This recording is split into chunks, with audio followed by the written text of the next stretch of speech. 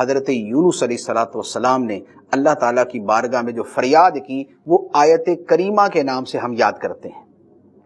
لا الہ الا انت سبحانک انی کنت من الظالمین،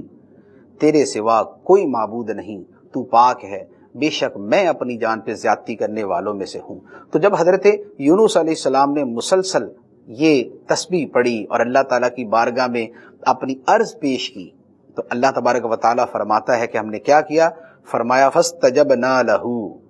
تو ہم نے اس کی فریاد کو سن لیا، وَنَجَّيْنَاهُ مِنَ الْغَمِّ، اور ہم نے اسے غم سے نجات عطا فرما دی۔ تو یہ جو الفاظ ہیں یہ بڑے خوبصورت الفاظ ہیں جو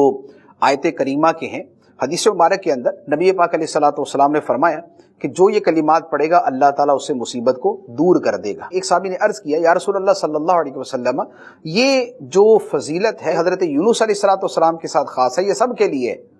تو فرمایا کہ سب کے لیے ہے، جیسے آیت کے آخری حصے میں فرمایا، یہ نہیں فرمایا کہ صرف یونس علیہ الصلوۃ والسلام کے ساتھ یہ معاملہ کیا، بلکہ فرمایا وَكَذَلِكَ نُنْجِي الْمُؤْمِنِينَ، اور ہم یوں ہی مومنوں کو نجات دیتے ہیں، مومن ہمیں پکارتے ہیں ہم ان کو نجات دیتے ہیں۔